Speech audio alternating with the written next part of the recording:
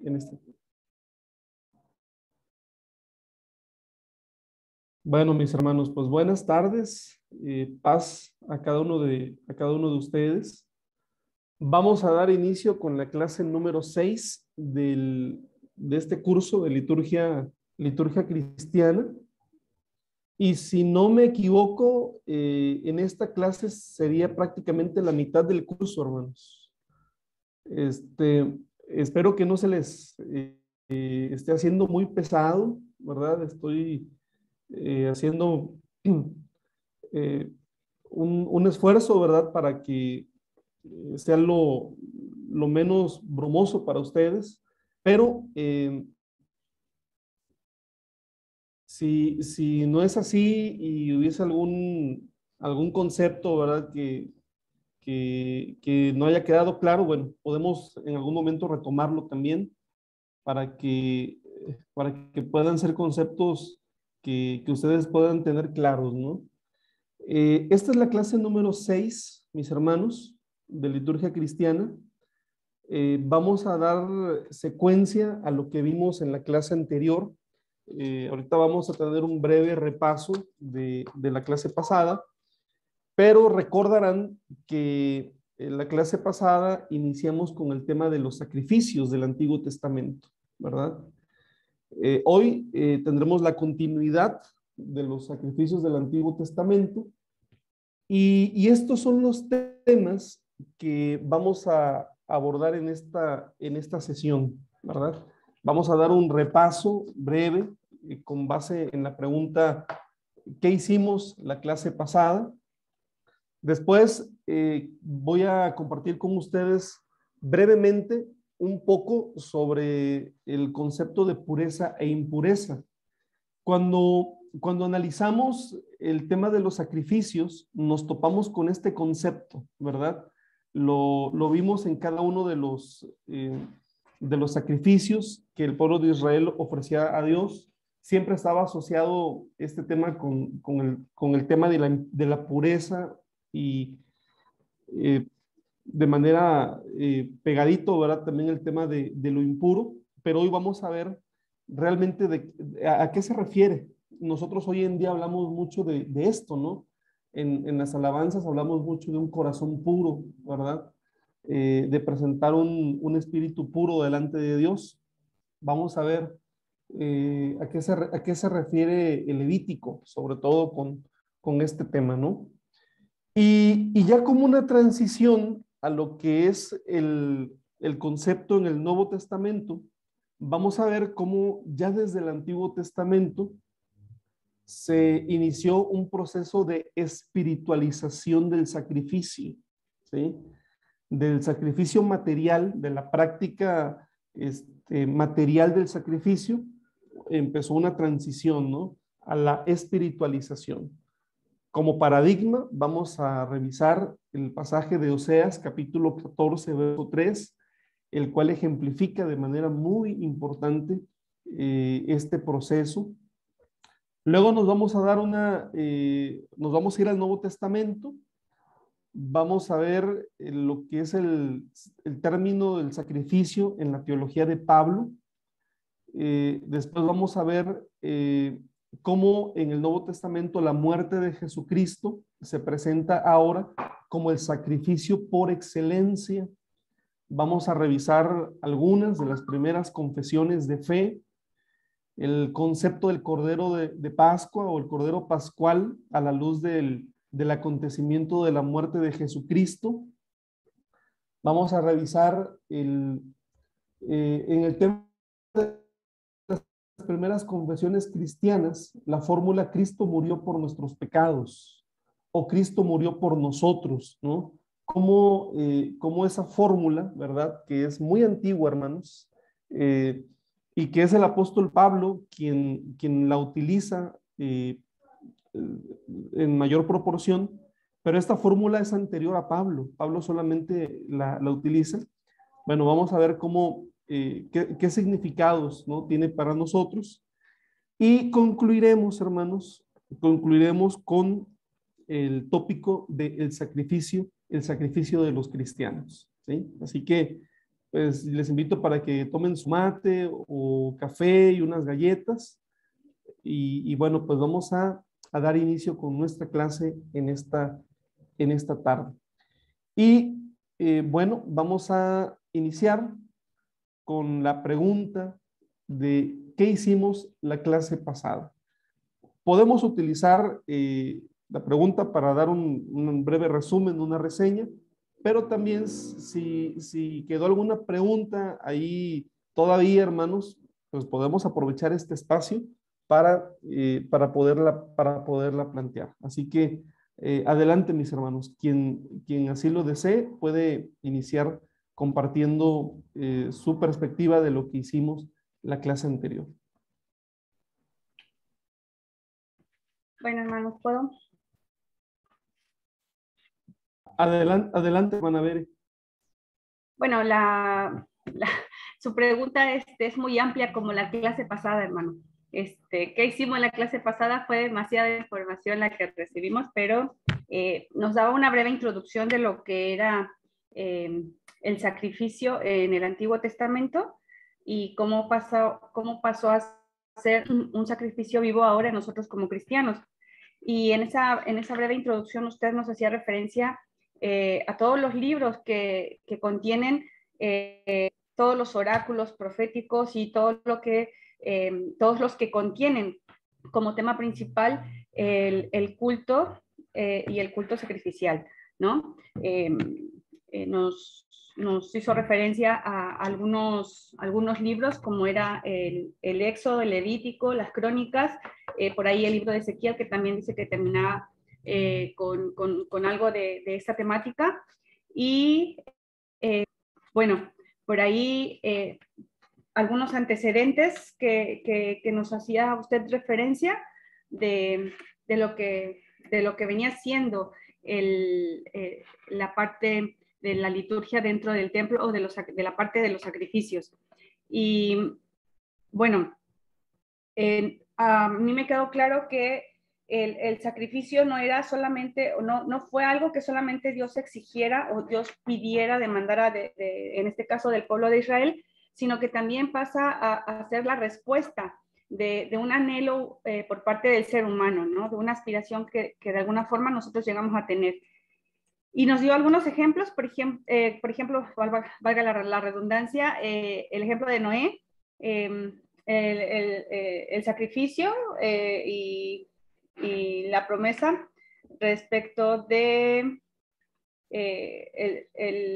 la historia de Abraham con su hijo, ¿cómo se llama? Ay, se me fue la idea. Bueno, y nos habló sobre los sacrificios, algunas clases de sacrificios, que fue lo que a mí me había quedado más marcado, que tenemos, ahora sí yo no había reparado en esa parte de distinguir, ¿no?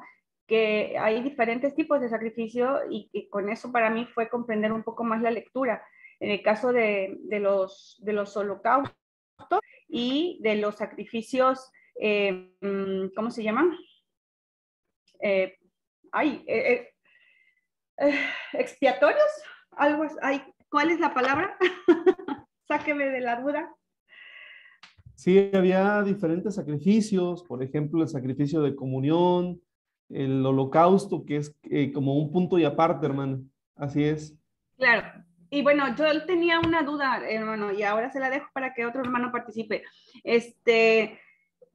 Ahora en día es muy común, yo lo vivo todavía por ahí en casa, en casa de mis padres, en casa, por ejemplo, de mi abuelita, que ellos, por ejemplo, todavía tienen la idea de que uno se puede dar en sacrificio, ¿no? Hablando de ese sacrificio físico de alguna manera, pero yo no sé si es tan correcto a lo mejor la apreciación que se tiene, porque mucho tiempo yo crecí con esa idea.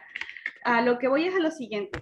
Por ejemplo, hablando del caso, un ejemplo así bien sencillo, mi abuelita, mi mamá, que ya son personas mayores de edad y que ellas todavía dicen que ellas deben de orar de rodillas porque aunque, por ejemplo, su condición física ya no les permite hacerlo, por cuestiones de su edad, ellas dicen que es como una ofrenda, como un sacrificio que ellas hacen ante Dios.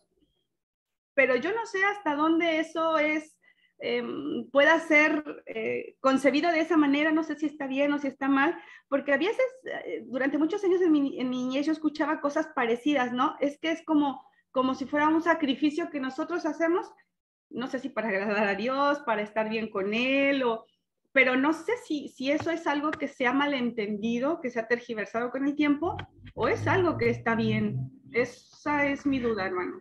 Ahora que reflexionaba respecto de esto, ¿no? Por ejemplo, sacrificar nuestros tiempos, sacrificar a lo mejor gustos, pasatiempos, cosas que por ahí implicarían algo que nos llena a nosotros, por ofrecerlo, por ejemplo, el tiempo para servir a Dios, cosas de ese tipo. No sé si me doy a entender, hermano.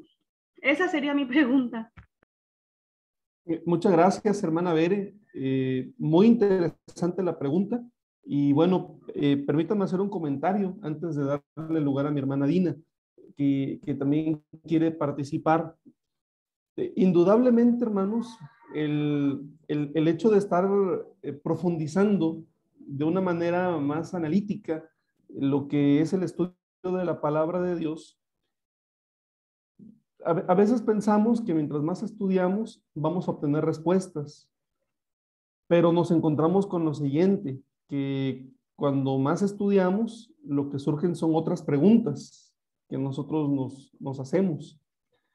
Y bueno, lo que quisiera mencionar es solamente una aportación personal, sin pretender que sea como la respuesta, ¿no? Por excelencia.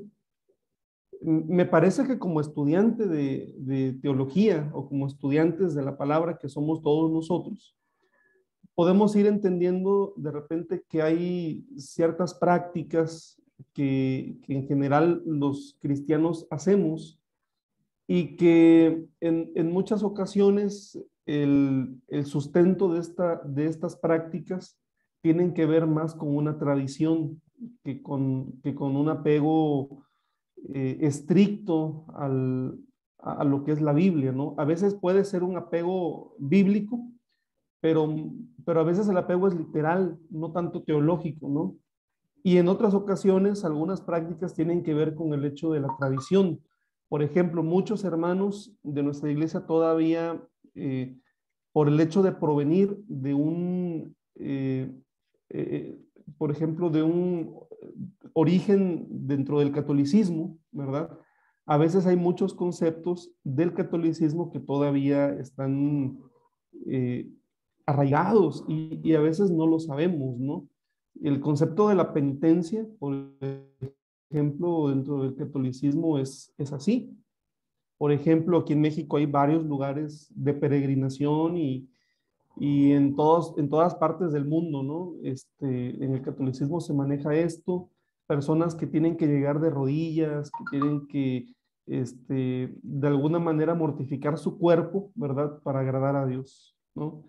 En un sentido, eh, como estudiantes, ¿no?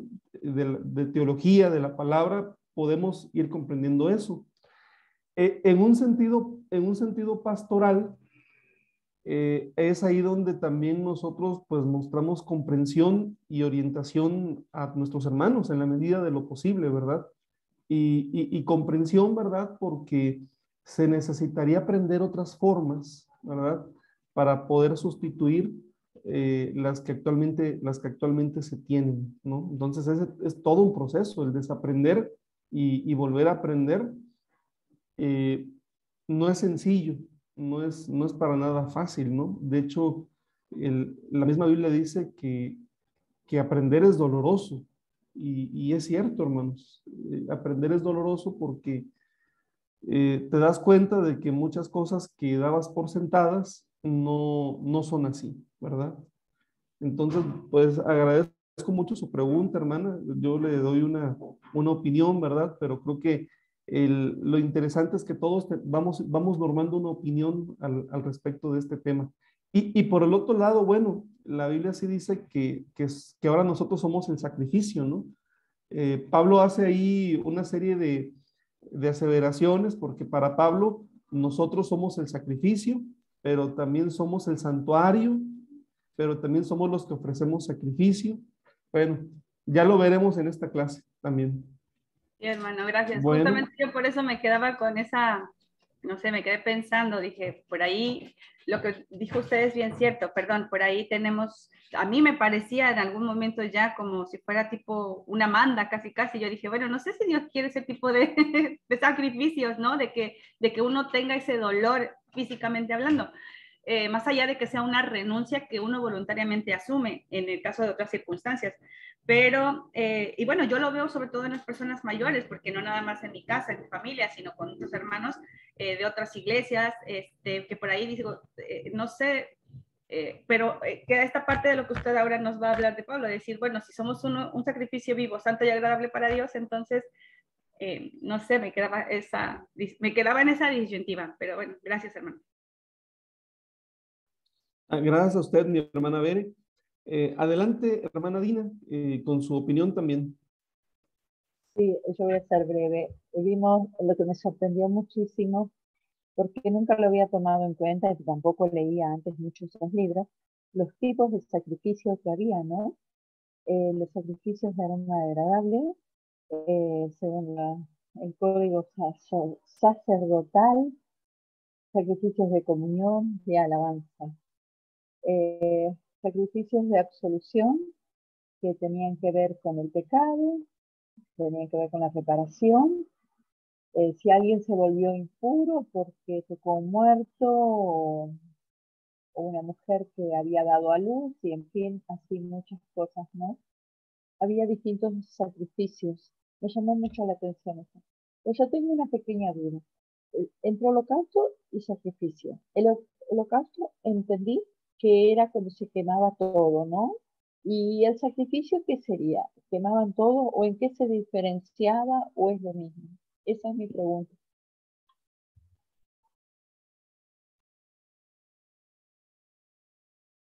Sí, muchas gracias, hermana Dina, por su aportación. Y sí, efectivamente, el tema del holocausto es el sacrificio en el cual todo se quemaba. Lo único que quedaban eran las cenizas, ¿sí? De allí hay otros tipos de sacrificios que usted ya mencionó varios de ellos. Por ejemplo, el sacrificio de alabanza, el sacrificio de comunión, el sacrificio por el pecado, el sacrificio de reparación, diferentes tipos de sacrificios. En, en el resto de sacrificios, quitando el holocausto, el holocausto se quemaba todo porque se consideraba que de esta manera todo se ofrecía a Dios. Sin embargo, en el resto de sacrificios hay una participación tripartita. Y quiero recordar con ustedes que los sacrificios literalmente eran unas fiestas, porque eran comidas, ¿sí? Eran comidas de las cuales participaba el que ofrecía el sacrificio junto con sus familiares. Estaban los sacerdotes y por supuesto estaba la parte de la ofrenda que se, que se ofrecía a Dios, ¿no? Que se ponía en el altar y que se ofrecía a Dios para que se consumiera. Pero esa es una diferencia, ¿no? En cuanto al holocausto y el resto de sacrificios. El holocausto, toda la víctima, toda la ofrenda se ponía en el altar y se consumía. Y en los otros sacrificios había partes, ¿verdad? Que correspondían a la ofrenda propiamente a Dios, pero también para los sacerdotes y también para las familias. ¿Sí? Sería a lo mejor como una de las diferencias más notorias. Y bueno, les recuerdo que todo lo que concierne a los sacrificios está en los capítulos 1 al 7 de Levítico. ¿sí? En Levítico 1 al 7 es en donde encontramos las especificaciones. Bueno, ¿alguien más, hermanos, quiere participar?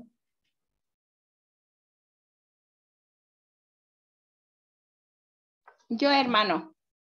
Paz. Adelante, hermana Lucy. Adelante, paz. También algo que nos comentaba usted, que cada vez que Israel ofrecía sacrificios, Dios les visitaba. Dios viene cuando le dan un sacrificio, pero cuando Dios viene es solamente para bendecir, ¿sí?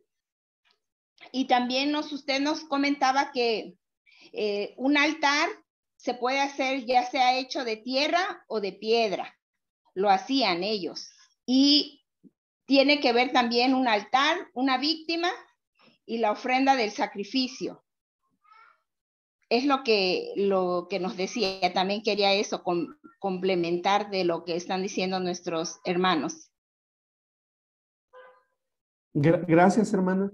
Y precisamente es Éxodo 20, del verso 22 al 26, el texto fundamental para entender lo que significa el sistema de sacrificios en el antiguo Israel. Les comentaba, ¿no?, que nosotros realmente cuando leemos Éxodo 20, pensamos en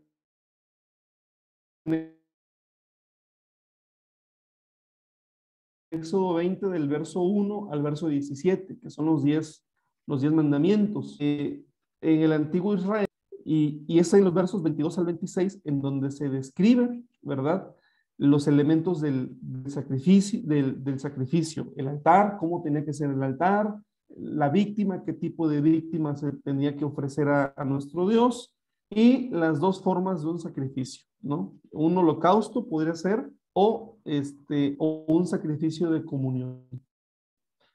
Pero el texto bíblico dice, ¿verdad?, que Dios le dice a Israel: vendré a ti y te bendeciré en los santuarios en los que yo haya establecido el culto a mi nombre. Es decir, al ofrecerle a Dios un sacrificio, ¿verdad?, el israelita lo hacía con la convicción de que Dios descendía, de que Dios venía, y que la presencia de Dios, como lo dijo usted, hermana, era para bendecir, ¿sí? Así que, bueno, no es de extrañarnos que la religión de Israel en el Antiguo Testamento girase en torno al sistema de sacrificios, ¿verdad? Cuando lo que se buscaba era precisamente la presencia de Dios y su bendición. Bueno, no sé si hay algún último comentario, mis hermanos, o alguna pregunta también. Si no es así, o si no es así, vamos a pasar a la exposición de la clase. Voy a compartir mi pantalla nuevamente.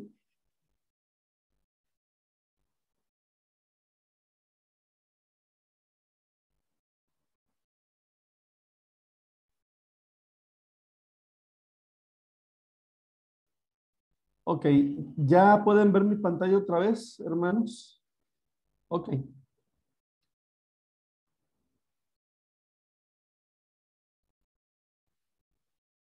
Bueno, ya tuvimos un repasito de la clase pasada. Y como les había comentado, vamos a tomar un espacio inicial para abordar el concepto de pureza y de impureza, ¿verdad? Y inicio mencionando que las cuestiones relativas a la pureza y a la impureza son el objeto de los capítulos 11 al 15 del libro de Levítico, ¿sí? Y también este libro distingue principalmente dos factores de impureza, mis hermanos, que son los que tienen ustedes allí escritos en la diapositiva. ¿Cuáles son estos factores que Levítico distingue como factores de impureza? La sexualidad y la muerte. Por ejemplo,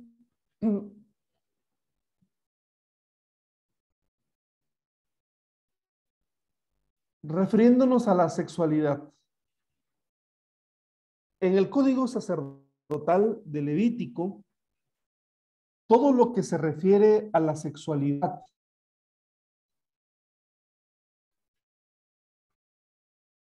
y a la transmisión de la vida, por ejemplo, algunas cosas que relata Levítico que vuelven impuros son las relaciones sexuales.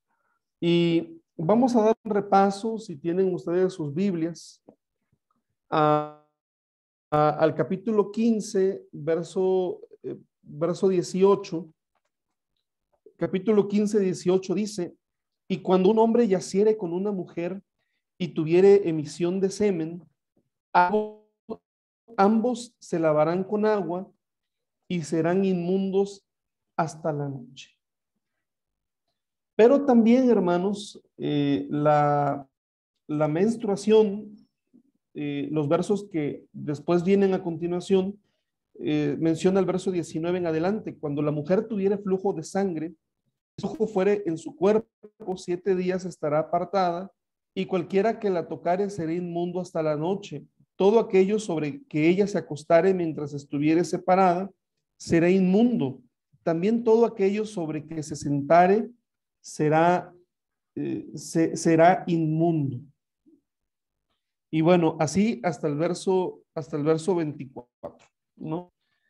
El verso 16, hermanos, del mismo capítulo 15, habla dice: cuando el hombre tuviera emisión de semen, lavará en agua todo su cuerpo y será inmundo hasta la noche. El verso 12,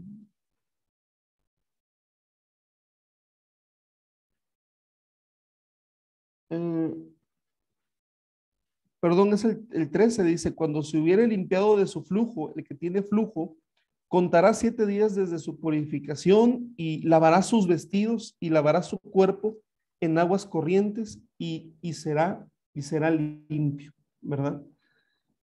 Bueno, de hecho el capítulo 15 habla de enfermedades sexuales, ¿verdad?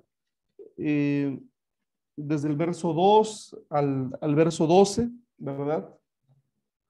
Y como ustedes podrán ver, mis hermanos, el grado de impureza varía según los casos, ¿no? Hay algunos casos que en Levítico 15 menciona que la impureza dura un día, ¿verdad? Por ejemplo, en el caso de las relaciones sexuales o una polución nocturna, pero también llega a mencionar el caso de después del parto de un niño, ¿sí? La impureza en ese caso es hasta de 40 días o incluso 80 días después del parto de una niña, ¿sí? Esto es lo que estipula Levítico, hermanos, como un factor de impureza respecto a la sexualidad, ¿no? Y el segundo factor de impureza es la muerte.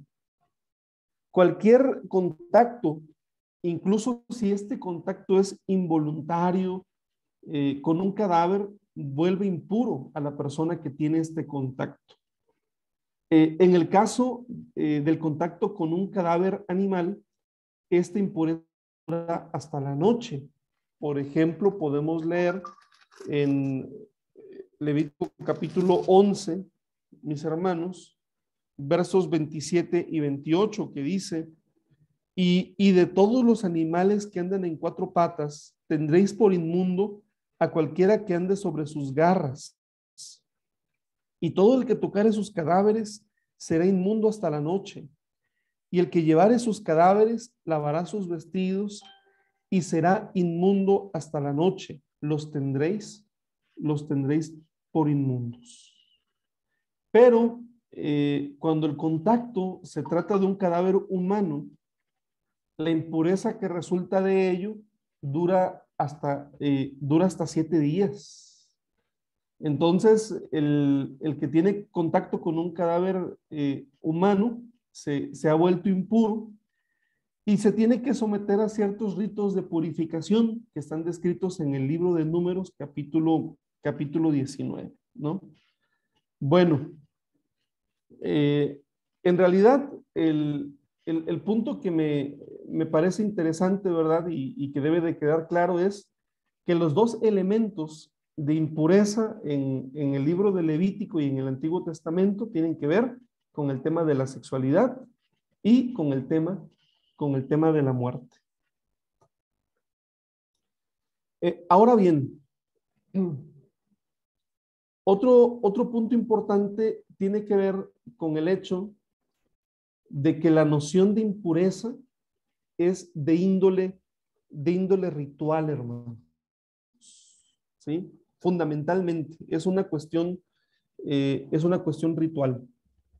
Con el paso del tiempo, ¿verdad? Este tema se fue extendiendo dentro de Israel a cuestiones religiosas o morales. Por ejemplo, vamos a ver en otros libros del Antiguo Testamento que se menciona la impureza con relación a la idolatría, ¿no? O sea, Israel, cuando adora a otros dioses, Israel se ha profanado, Israel se vuelve impuro, ¿sí? Luego el profeta Ezequiel también relaciona la impureza con un tema moral, ¿no? Con un tema de pecado, con un tema de agravio, de desobediencia. Este tema de la impureza sufrió también una evolución, pero en un inicio, hermanos, en el Levítico, el tema de la impureza es únicamente de índole ritual, ¿sí? Por eso, todo ser humano es impuro en un momento u otro de su existencia.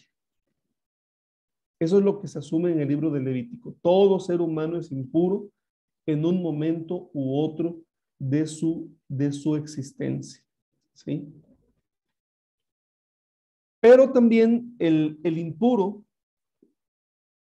fíjense, ellos tenían este concepto, ¿no? El impuro es contagioso, hermanos, ¿sí? Y por esta razón, en el caso de una enfermedad, debe ser aislado fuera del campamento o incluso debe de ser evitado. Y hay otro, la impureza, hermanos, aparece en el código sacerdotal como una sustancia nociva, ¿no? Es como una situación que se puede contagiar. Hoy nosotros tenemos muy claro lo que es el concepto de un virus, ¿verdad?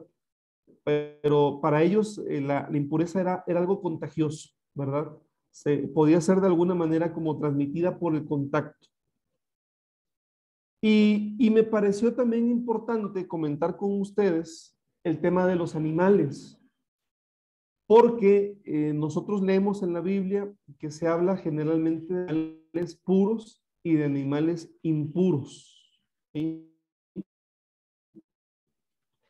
Ahora bien, hay una lista en Levítico capítulo 11 de animales impuros. Hay otra lista en Deuteronomio capítulo 14 que la de Deuteronomio 14 no son animales impuros, son animales puros. Pero respecto a los animales, decir que son impuros simplemente significa que no pueden ser consumidos, hermanos. Que no pueden ser consumidos. Por eso encontramos mucho en la Biblia esto de animales impuros. Pero, los animales impuros no necesariamente están fuera del campamento, no necesariamente se les aparta o se evita un contacto con ellos. Esto no aplica en los animales, solo aplica en los seres humanos. Para los animales, simplemente el tema de considerarlos impuros tiene que ver con el hecho de que no serán tomados en cuenta como alimentos. Los otros rasgos de impureza solamente aplican en los seres humanos. ¿Vamos bien hasta aquí, hermanos? Si tienen algún comentario, alguna pregunta, lo pueden hacer.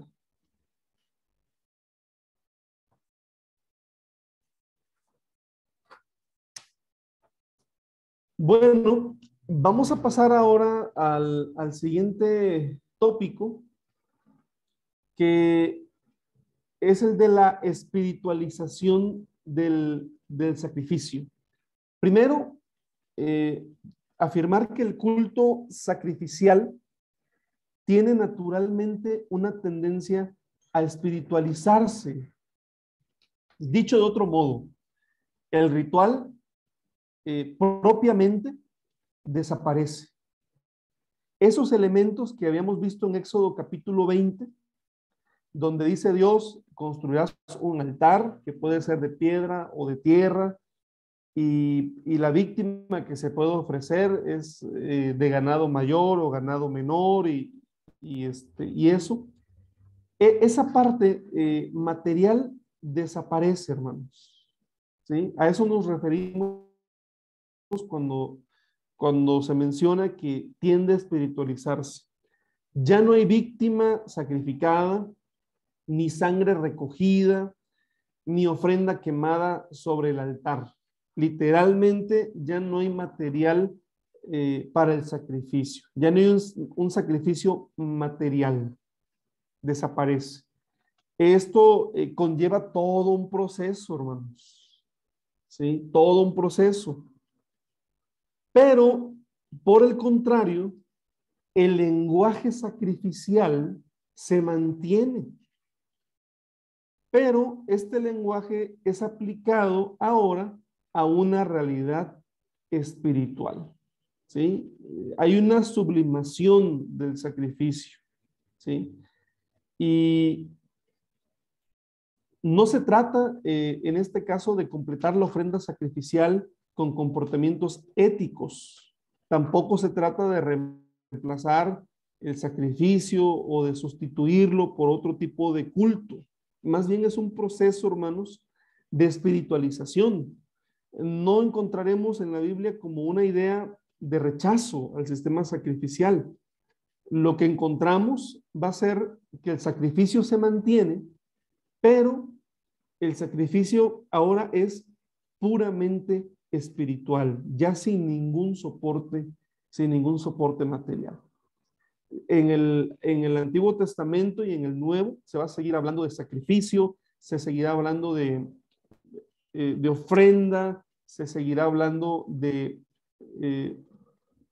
liturgos, por ejemplo, que es el ofrecer un culto a la divinidad, se seguirá hablando de pureza, es decir, todos estos términos de holocausto, por ejemplo, de ofrenda, se seguirá hablando, hermanos, en el Antiguo Testamento y en el Nuevo Testamento, pero aplicado ya a un concepto meramente espiritual. A mí llama mucho mi atención, bueno, no sé si allá, hermanos, en Sudamérica, cuando nosotros damos nuestra ofrenda a Dios, cada culto, le decimos ofrenda. Acá se le dice, vamos a depositar la ofrenda y los diezmos, ¿no? Y bueno, habrá que preguntarnos, ¿y por qué le llamamos ofrenda? ¿Por qué no llamarle de otra manera, no? Bueno, pues es una forma de seguir manteniendo el lenguaje sacrificial, hermanos. ¿Sí? Podríamos llamarle aportaciones, podríamos llamarle donativos, podríamos llamarle de otra manera, pero ya no tendría la misma connotación que si le seguimos llamando ofrenda, ¿no? Como con este lenguaje validado, ¿no? Por el sistema sacrificial. El pasaje de Oseas, capítulo 14, verso 3. Este pasaje, hermanos, bueno, yo lo he buscado y estoy utilizando la Biblia de Jerusalén. Pero podríamos cotejar de una manera interesante lo que dicen otras versiones. Y por ejemplo, en la versión Reina Valera, este verso de Oseas capítulo 14, verso 3, es Oseas capítulo 14, versículo 2, ¿sí? Si usted tiene la NBI o la Reina Valera, puede buscarlo, el verso número 2. Y dice así, hermanos, Oseas 14:3 o 2, según la versión que tengamos. Buscad las palabras apropiadas y volved al Señor. Decidle, quita toda culpa, toma lo que es bueno, y en vez de novillos te ofreceremos las palabras de nuestros labios. ¿Sí? Este texto, hermanos, sí ilustra perfectamente el fenómeno de la espiritualización del sacrificio. Oseas emplea a propósito el lenguaje sacrificial. Por ejemplo, en esta versión se toma una víctima, porque lo que se ofrecen a Dios son novillos, son toros. Pero este lenguaje es aquí trasladado y referido a una realidad ahora espiritual, que son las palabras. Y aquí, hermanos, las palabras ocupan el lugar de los toros. Dice la versión Reina Valera, y te ofreceremos la ofrenda de nuestros labios.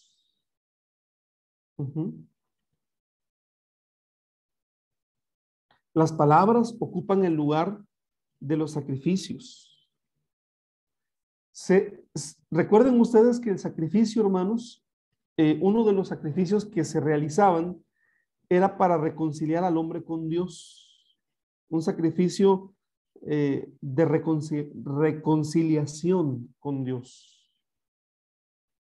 Pues aquí, hermanos, la reconciliación ya no requiere un sacrificio. Ahora es a través de la oración. En vez de novillos, te ofreceremos las palabras de nuestros labios. El lenguaje sacrificial se conserva, pero ahora es aplicado a la oración. Vamos a ver otras citas bíblicas, hermanos. Vamos al Salmo 19, por favor. Salmo número 19.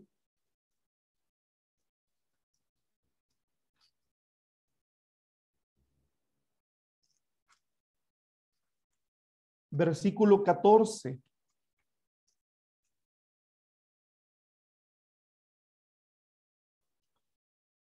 Dice, sean gratos los dichos de mi boca y la meditación de mi corazón delante de ti, oh Jehová, roca mía y redentor mío.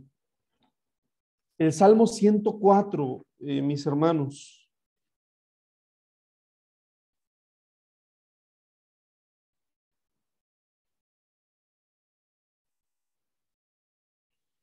Dice el verso 33, a Jehová cantaré en mi vida, a mi Dios cantaré salmos mientras viva. Salmo 119.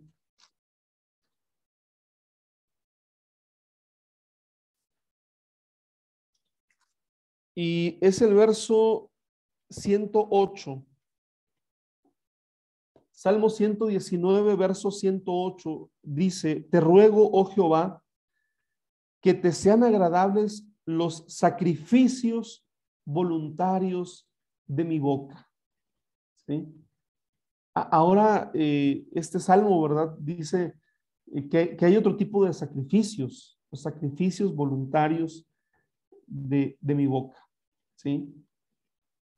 Y bueno, en esta cita bíblica o en estas citas bíblicas, los términos que habitualmente designan el efecto del sacrificio para Dios, por ejemplo, ser agradable a Dios, agradar a Dios, ahora son aplicados a, como dice el salmista, a las palabras de mi boca. O como mencionó en el Salmo 104, a las alabanzas que el fiel entonaba. a las ofrendas de las oraciones, ¿sí? A las palabras de nuestros labios.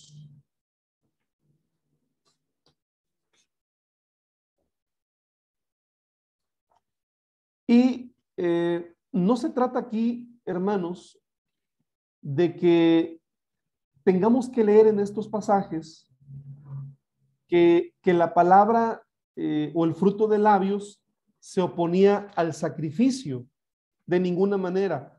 Muchos de estos textos bíblicos surgieron en una época en la cual todavía estaba el sistema de sacrificios funcionando en Israel.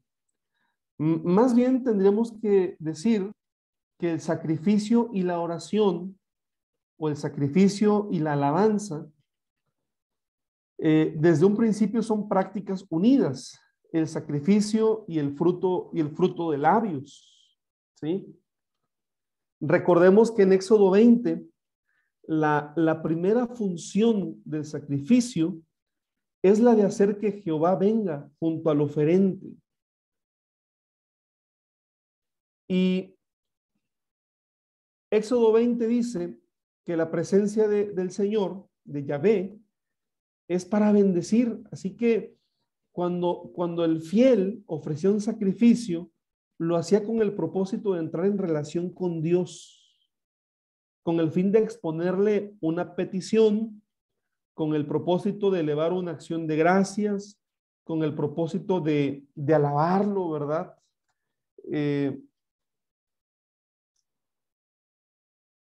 Y estaba aparejado junto al sacrificio la ofrenda de labios, la oración, la alabanza, la petición, ¿verdad?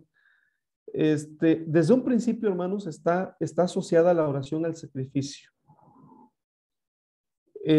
Sin el fruto de labios, el sacrificio sería como un rito mudo, hermanos, ¿sí? Que no sería suficiente. Así que la oración era un complemento indispensable, ¿sí?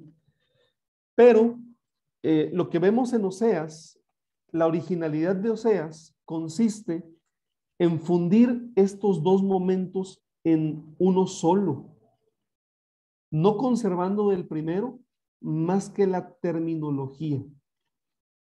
La oración no reemplaza el sacrificio, como indica a este respecto la utilización de la terminología sacrificial. Más bien, hermanos, lo que hace la oración es que lo incluye y lo trasciende, ¿sí?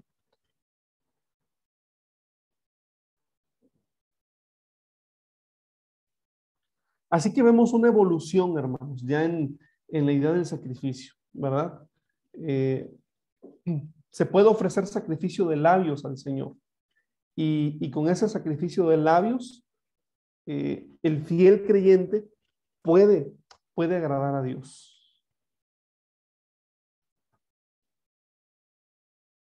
No sé si vamos muy rápido, hermanos, o nos detenemos un poquito hasta donde vamos.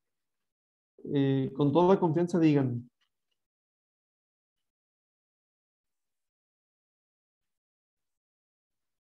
Bueno. Perdón, una pregunta. Sí, hermana, adelante. Bueno, yo quiero entender entonces que esta parte de todo lo que implicaban los sacrificios, nos mencionaba usted al inicio que viene por ser netamente rituales. Esto obviamente entiendo tiene que ver, es así, con las prácticas de manera social y también obviamente religiosa que tenía Israel en ese momento. Era todo esto lo que los hacía ser comunidad, ser auténticos, tener sus propias celebraciones y tener esa cohesión como un grupo, como una sociedad diferente. ¿Es así?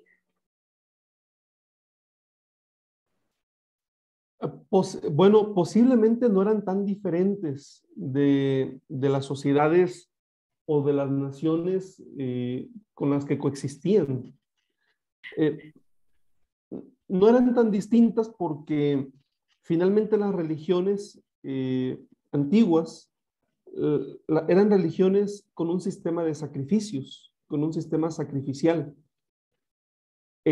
Tan es así, ¿verdad? Que la idolatría o el señalamiento de idolatría que en el Antiguo Testamento se hace de Israel consiste en el hecho de que los israelitas sacrificaban en honor a otros dioses. Es decir, las religiones cananeas o las religiones paganas, ¿verdad? Eran religiones que también tenían un sistema de sacrificios. Y en eso consistía la idolatría, ¿no? En que se sacrificaba o se ofrecían sacrificios a otros dioses. En el hecho de que hubo una época, ¿verdad?, en la cual en el templo de Jerusalén se llegó a ofrecer sacrificio no solamente a Yahvé, sino también a otras divinidades. Es decir, el sistema de sacrificios era algo arraigado, hermanos, en las religiones antiguas. De hecho, hasta las religiones prehispánicas, ¿no? Aquí en México, tenían un cruento, ¿no?, sistema de sacrificios. Muy cruento, ¿no? Por el hecho de que implicaba incluso los sacrificios humanos. Pero también las religiones cananeas lo tenían, ¿no? De hecho, se menciona del sacrificio a Moloch en la Biblia, que era un sacrificio de vidas humanas, ¿sí? Pero también este proceso de espiritualización fue un proceso que evolucionó en todas las religiones con el paso del tiempo. Es decir, nosotros podríamos ver una gran diferencia de Israel en ese sentido, pero antropológicamente también tenía muchas similitudes, ¿no? Gracias, hermano. Gracias. Pero hubo un proceso de espiritualización y este proceso se dio en el Antiguo Testamento. Es allí donde quiero que vayamos aterrizando, porque fíjense cómo vamos a pasar ya del Antiguo Testamento a la teología en el Nuevo Testamento. Y vamos a empezar con la teología del apóstol Pablo, ¿sí? Pero, ¿de dónde surge esta teología de Pablo? ¿De dónde surge esta teología cristiana? Pues también tiene raíces, mis hermanos, en esa transición que hubo ya desde el Antiguo Testamento, ¿no? Tenemos que recordar también que un hito en la historia de Israel fue el exilio, ¿sí? Y durante el tiempo del exilio, la religión de Israel fue reconfigurada a una religión en donde no se podían ofrecer sacrificios. Obviamente se da el regreso del exilio, el retorno con Nehemías, con Esdras, ¿verdad? Quien es concebido, ¿no?, como el iniciador, ¿no?, del judaísmo propiamente dicho, ¿no? Y aunque se retoma esta religión de sacrificios, ¿verdad? Ya encontramos en el judaísmo otros elementos que vamos a ver ya en el Nuevo Testamento, hermanos. Bueno, curiosamente, ¿no? Y lo digo como un comentario añadido, ¿no? Cuando se destruye el templo de manera definitiva durante el primer siglo, la religión judía sufre una reconfiguración, ¿no? Porque nuevamente se encuentran ante la imposibilidad de ofrecer sacrificios. Y no sé si se han dado cuenta ustedes que la religión judía hoy es una religión de rezos. Es una religión de rezos, ¿no? O sea, va cobrando sentido esto que les estoy comentando, ¿no? El fruto de labios va sustituyendo, no tanto por querer reemplazar, sino porque desde un principio iba de la mano, ¿verdad? La oración, el fruto de labios con el sacrificio. Y al ser imposible el realizar los sacrificios, el fruto de labios puede ser la oración, que puede ser la alabanza, incorpora los elementos del sacrificio.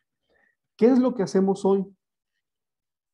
Por ejemplo, cuando vamos al templo decimos, voy a ofrecerle a Dios un fruto de labios, ¿no? Voy a alabar a Dios, voy a adorar a Dios, voy a ofrecer una ofrenda a nuestro Dios. Muchos directores de nuestros cultos, al iniciar el momento de la reunión, en la oración dicen, Señor, que nuestras alabanzas sean delante de ti como una ofrenda de olor agradable, ¿no? Sí, sí lo hemos escuchado, ¿verdad? Bueno, ¿y de dónde vienen todas esas ideas? A lo mejor muchos de nuestros directores lo expresan porque así lo saben, y a lo mejor en algunos casos tienen una noción, pero nosotros ahorita tenemos ya más elementos de que sí se dio esa transición, ¿no? De que finalmente eh, la palabra, ¿verdad?, que emerge de los labios, eh, adquirió una fuerza muy importante en la religión judía, pero eso también se trasladó a la religión cristiana.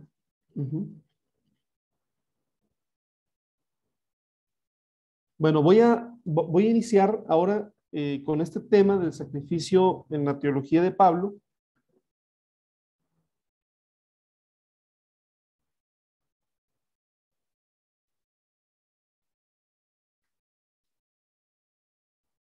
Y bueno, inicio mencionando que Pablo emplea una decena de veces palabras emparentadas con el verbo griego tiein.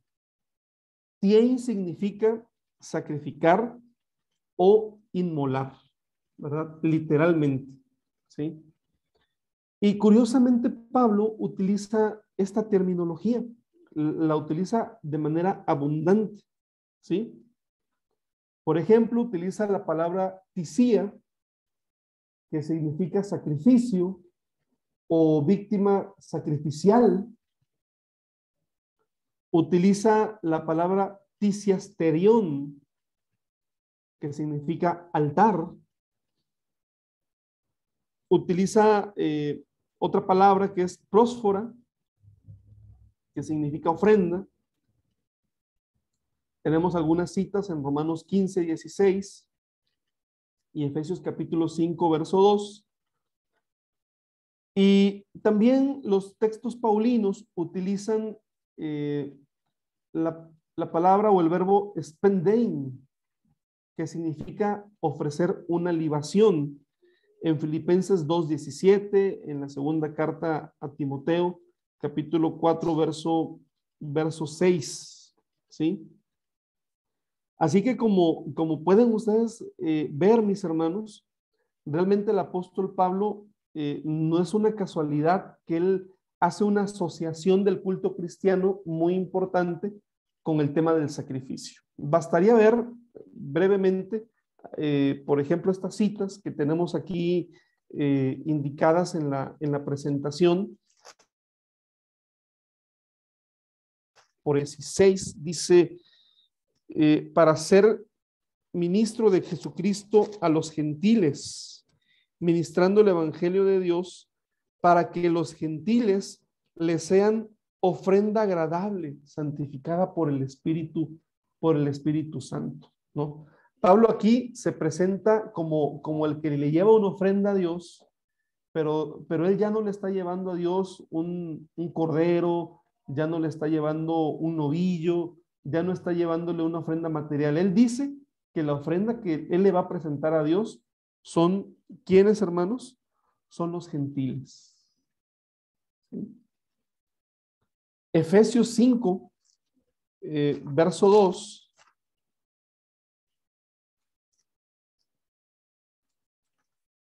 Dice, y andad en amor, como también Cristo nos amó y se entregó a sí mismo por nosotros, ofrenda y sacrificio a Dios en olor fragante. ¿Sí? Recuerden ustedes que en el Antiguo Testamento el olor fragante era el humo, ¿verdad?, que subía. ¿Sí? Bueno, ahora dice la palabra que Cristo es ofrenda, pero que también es sacrificio. ¿Sí?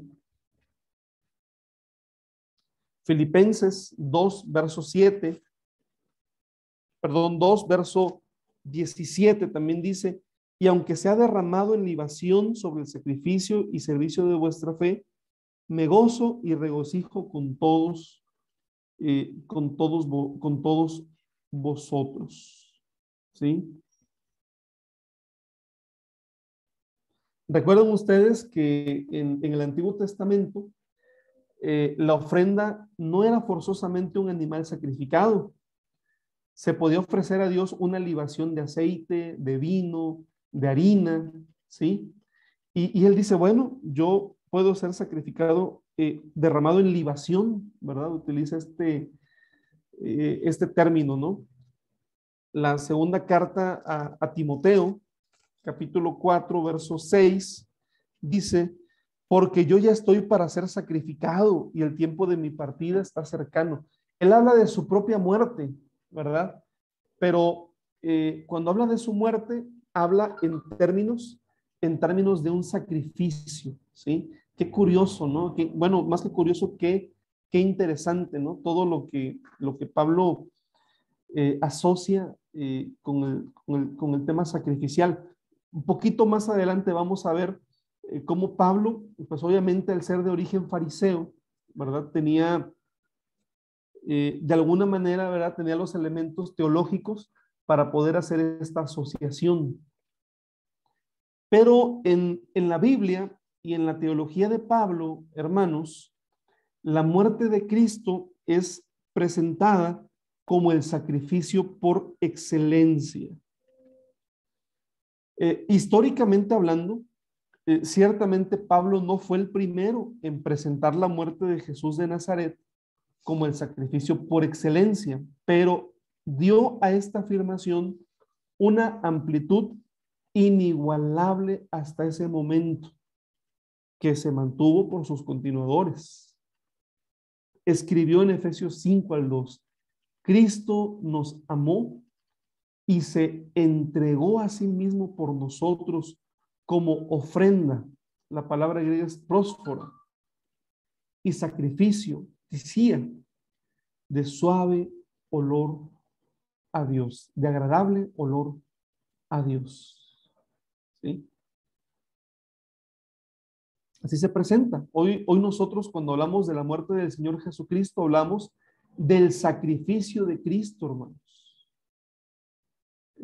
Pronto estaremos conmemorando una vez más la cena del Señor y que conmemoramos el sacrificio de nuestro Señor Jesucristo.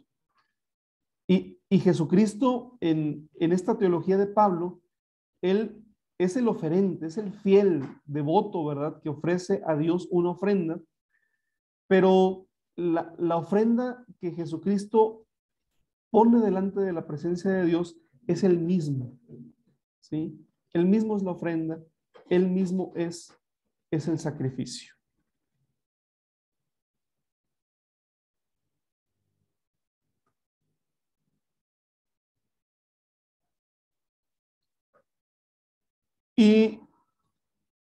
Y tocamos el tema de las primeras confesiones de fe.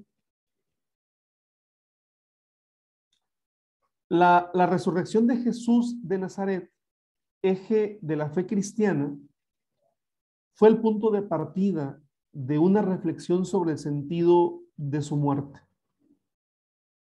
En otras palabras, hermanos, si el crucificado se había convertido en el resucitado, entonces su muerte adquiría una dimensión distinta.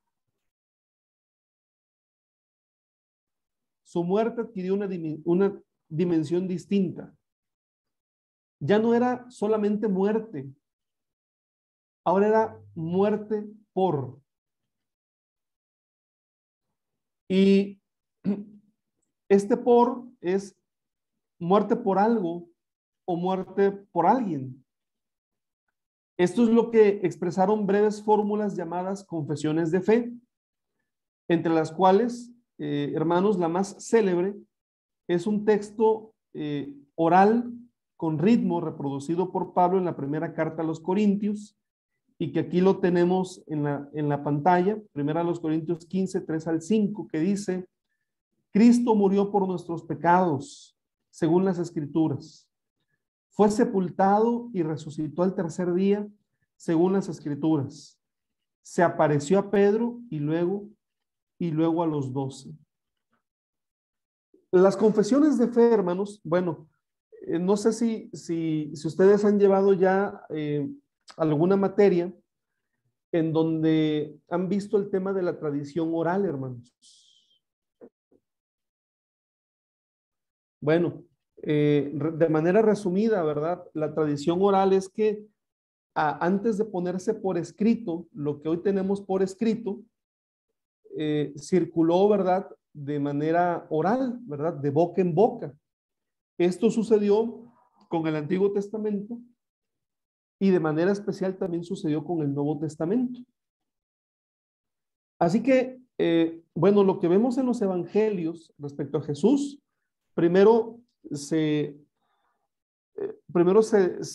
comunicó de manera oral, pero el apóstol Pablo, hermanos, también retoma algunos cantos, algunas confesiones de fe que ya eran de dominio y de conocimiento de la iglesia del primer siglo, ¿sí? Y Pablo lo que hace es ponerlo por escrito. Muchas gracias, hermana. Sí, pastor, sí lo vimos, muy bien. Bueno, por ejemplo, la cita bíblica de 1 Corintios 15 es uno de esos textos, ¿verdad? Que Pablo está citando, pero no son originales de él, sino ya era parte de una tradición oral. Y dice el texto, Cristo murió por nuestros pecados, es decir, la muerte de Jesús tuvo un significado. Murió por nuestros pecados según las Escrituras. Fue sepultado y resucitó el tercer día según las Escrituras. Se apareció a Pedro y luego a los 12, ¿sí? Cuando vemos este tipo de pasajes, hermanos, estos podemos decir que son los que nos remontan a la tradición más antigua, ¿no? Otro es, bueno, tenemos algunos más, ¿sí? Por ejemplo, primero a los Tesalonicenses 5, verso 7, que dice, pues los que duermen,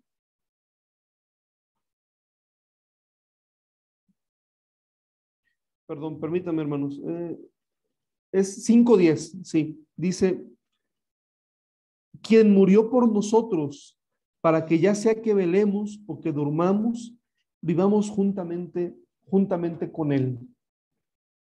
Luego Romanos capítulo 5, verso 6 dice, porque Cristo cuando aún éramos débiles, a su tiempo murió por los impíos. ¿Sí? Y bueno, me pareció interesante, hermanos, el tema de Levítico 4, o Levítico 5 más bien, del 14 al 26, mis hermanos,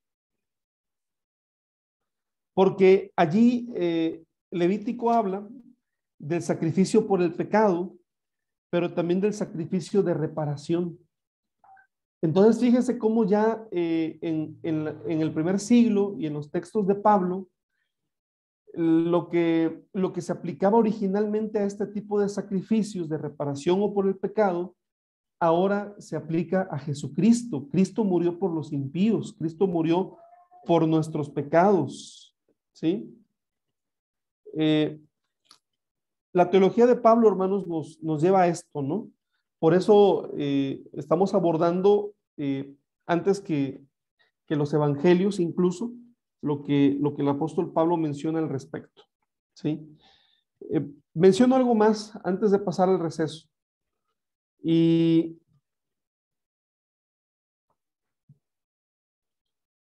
es el tema del Cordero Pascual.